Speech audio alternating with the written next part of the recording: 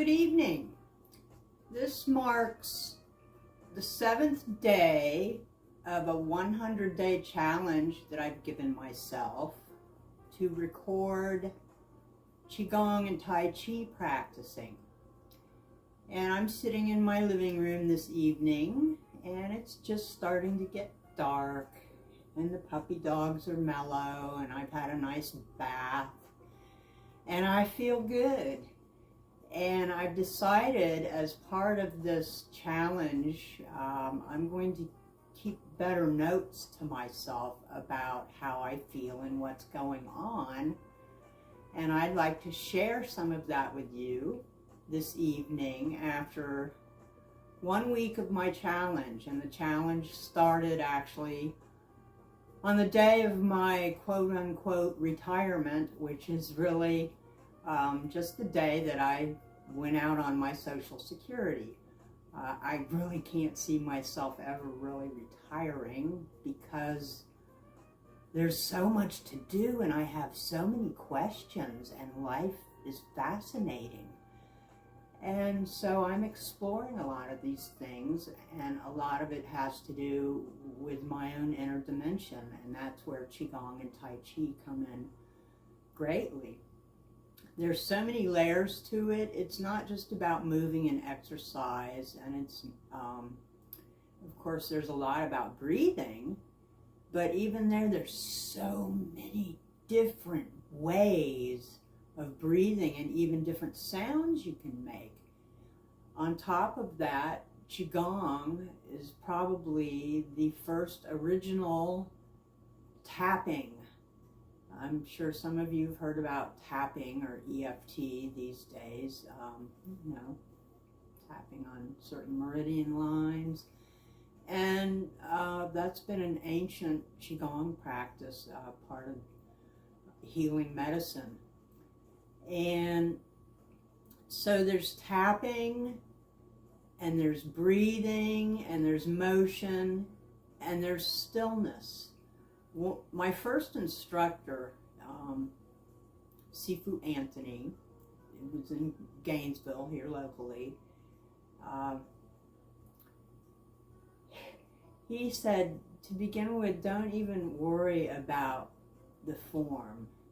Especially, he's kind of an OCD guy. He likes things to be perfect, and he's cerebral, and he's a real sensitive guy. He's overcome a lot of his own issues by practicing Qigong for, oh my goodness, well over 30 years. I'm not even sure how long, but it's healed him of a lot of inner anxiety and things like that. And he says, butcher the form if you have to. Really, to me, this whole thing, it's an experiment in my own energy, in my own essence. There's energy in everything. And our thoughts have energy. Our hearts have energy. They have electricity in them. And all of this stuff flows in waves. And so if energy is all around us, it's also within us. And it's the perfect opportunity to get to know it, to play with it, to actually focus your mind and your body on feeling it. Qigong actually means empty mind, no mind. So it's a practice of letting go of the crazy thoughts that we carry on and we don't even realize we think half of the time, and just sit with ourselves and check in. How do we feel? What feels good? What energy is moving? And we can cultivate this energy. The center of our palms, lagum is what it's called. They're like magnets of energy.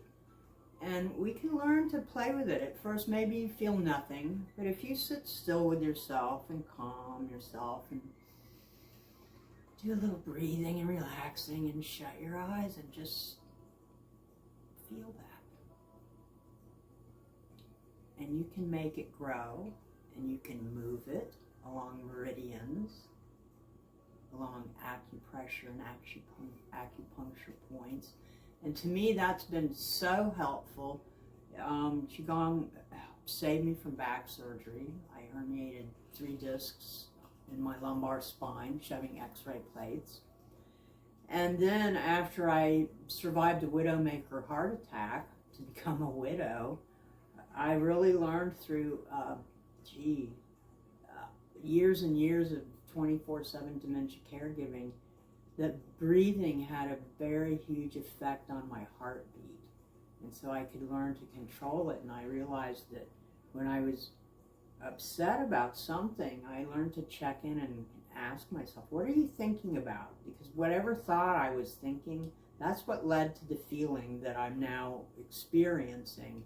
And I can learn to let that go with my breath. Put it back out into all of this energy to be recycled into something good. And then, we can clear our fields this way. So it's very helpful for dementia caregivers.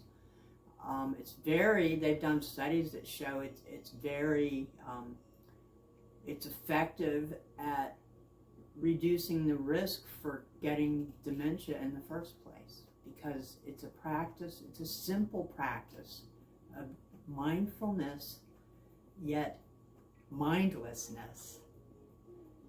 It's a practice of being with ourselves and learning all our secrets, all the good stuff in there, and letting go of the rest of it. Let's just gather up all that good energy and make it grow like we're growing this happy garden, a happy brain, a happy life, a happy soul. And this stuff is contagious.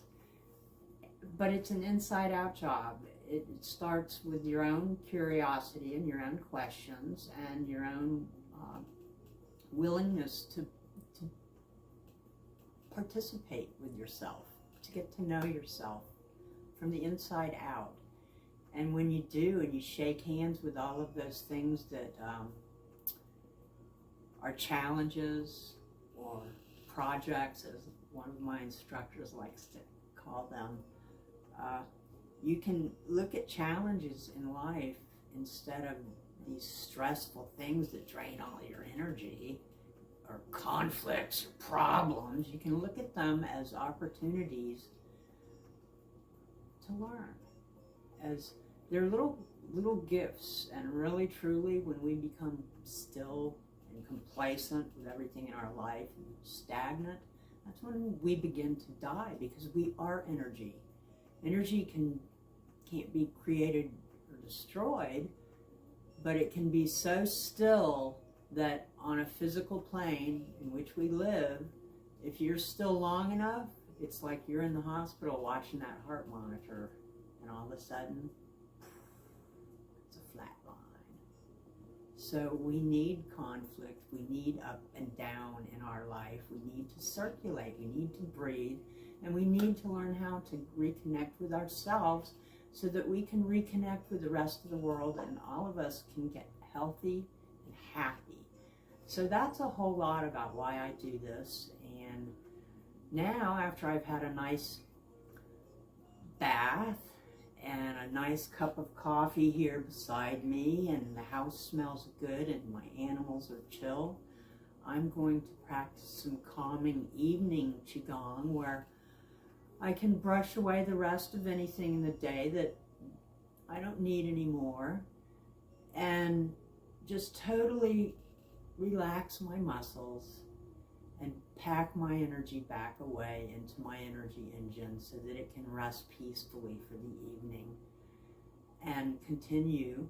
Even though it's going to just be idling while I sleep, it's still growing. Just like you plant a seed and nighttime comes, that little baby plant's still growing, and when they grow up and become taller trees, even in the wintertime when they lose their leaves, they're still growing. Things have cycles in life, and that's what Qigong is about. It's learning how to tune into the cycle and find where we fit and how we flow, and figure out that little happy place, that feeling of we're in the pipe, 5 by 5, flowing and flying right along, and we're ready for anything and everything that life brings to us. And in exchange, we bring to life this good, vital, loving, passionate, caring, kind energy. So that's all I have to say about that, which is actually quite a lot.